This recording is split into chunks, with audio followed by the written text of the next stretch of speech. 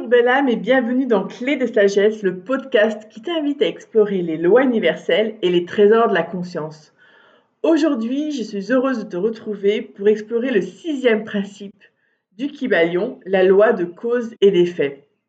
Une loi puissante, parfois inconfortable, mais toujours juste. Une loi qui te donne ta souveraineté. Voici ce que nous dit le Kybalion. Toute cause a son effet, tout effet a sa cause, tout arrive conformément à la loi. Le hasard n'est qu'un nom donné à la loi méconnue.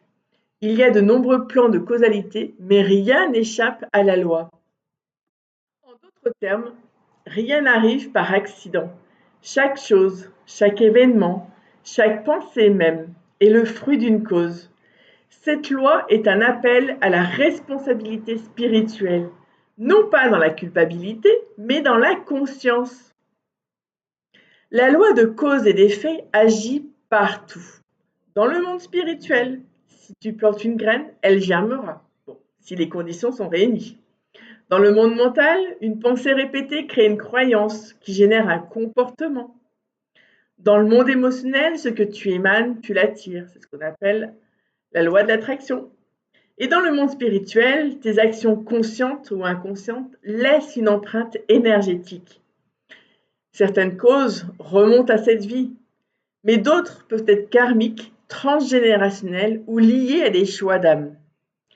Ce qui semble être un hasard ou une fatalité est parfois le fruit d'un enchaînement de causes que nous ne voyons pas encore. D'où l'importance de cultiver la présence, la lucidité et la cohérence vibratoire. Ce principe t'invite à quitter le rôle de victime, car si tu es capable d'identifier les causes, tu peux aussi en créer de nouvelles. Tu veux changer de réalité? Crée une nouvelle cause. Tu veux vibrer différemment? Choisis une autre pensée, une autre énergie ou une autre action. Voici quelques clés pour l'appliquer concrètement. Tout d'abord, observe tes réactions face aux événements. Sont-elles mécaniques ou conscientes? Pose-toi la question, qu'est-ce que j'ai nourri pour que cette situation existe dans ma vie? Ou prends la responsabilité de ton rayonnement, car ce que tu émets, tu le reçois d'une manière ou d'une autre. Et rappelle-toi, même une intention posée dans la justesse peut enclencher une nouvelle chaîne d'effets bénéfiques. La vie répond à tes semences.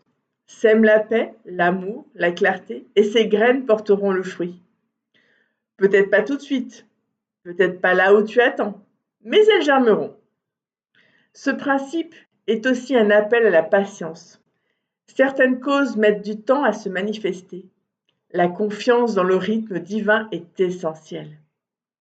Plus tu vis en conscience, plus tu deviens aligné avec les lois universelles et plus tu expérimentes une réalité fluide, cohérente, harmonieuse.